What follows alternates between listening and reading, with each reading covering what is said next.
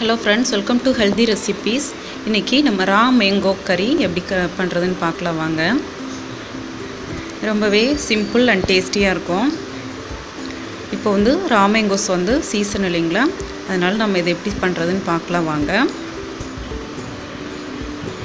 இப்போ கடாய் அடுப்புல வச்சிட்டு நான் வந்து தேங்காய் எண்ணெய் யூஸ் பண்றேன். நீங்க வேணா நல்லெண்ணெய் வேணா யூஸ் பண்ணிக்கலாம். தேங்காய் எண்ணெய் விட்டு அது நல்லா சூடானதுக்கு அப்புறமா ஒரு 1/2 டீஸ்பூன் வெந்தயம் ஆட் பண்ணிக்கிறேன். அது நல்லா பொரிஞ்சு வந்த உடனே 1/2 டீஸ்பூன் கடுகு நல்லா பொரிஞ்ச உடனே வெங்காயம் ஒரு 1/4 கப் ஒரு 15-20 வெங்காயம் வந்து நான் வந்துட்டு தோல் உரித்து கட் பண்ணி வச்சுருக்கேன். அதை ஆட் பண்ணி நல்லா வதக்கிக்கலாம்.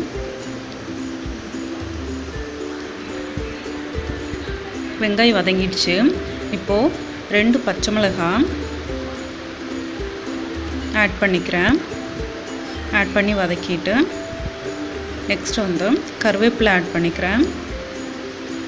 இப்போது பச்சை மிளகாய், கருவேப்பிலை, வெங்காயம் எல்லாமே நல்லா வதங்கிடுச்சு. இந்த ஸ்டேஜில் 1/4 டீஸ்பூன் மஞ்சத்தூள்,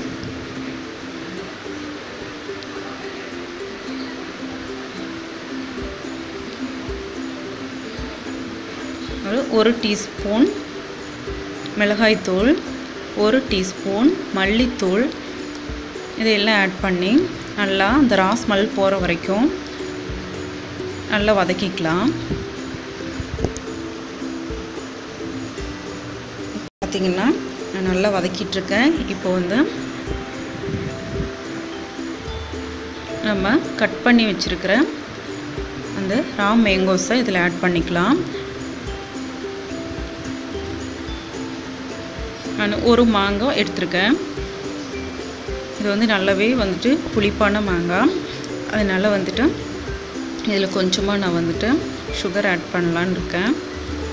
இப்போ பார்த்திங்கன்னா மேங்கோஸ் வந்து நம்ம ஆட் பண்ணியாச்சு. தேவையான அளவு உப்பு ஆட் பண்ணியிருக்கேன்.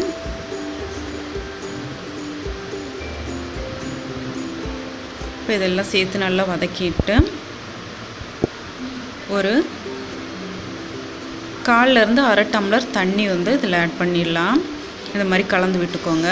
கலந்து விட்டுட்டு நம்ம மூடி போட்டு இதை ஒரு 5 மினிட்ஸ் வந்து நல்லா வேக விட்டுடலாம். மாங்காய் வந்து உங்களுக்கு சீக்கிரமாக வெந்துடும்.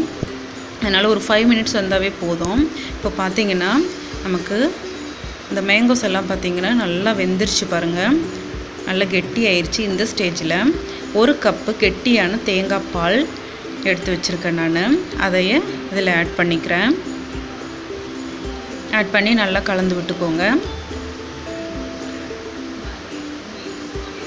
கலந்து விட்டுட்டு இது ரொம்ப நேரம் கொதிக்கக்கூடாது. ஒரு 2 மினிட்ஸ் வந்து இது நல்லா வந்து கொதிக்க விட்டுருங்க.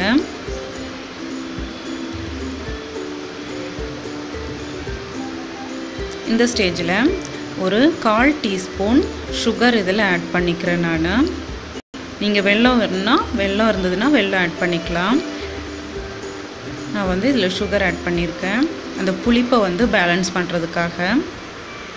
ஏன்னா மேங்கோ வந்து நல்லாவே புளிப்பாக இருக்கிறதுனால நான் சுகர் ஆட் பண்ணியிருக்கேன். உங்களுக்கு மேங்கோ வந்து புளிப்பு கம்மியாக இருந்ததுன்னா நீங்கள் சுகர் போட தேவையில்லை.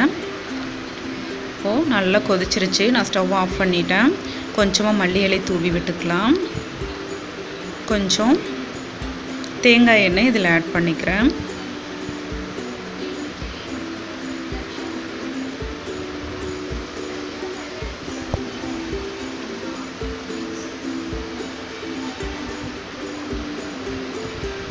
நமக்கு ரா மேங்கோ கறி பச்சை மாங்காய் குழம்பு வந்து ரெடி ஆயிடுச்சு.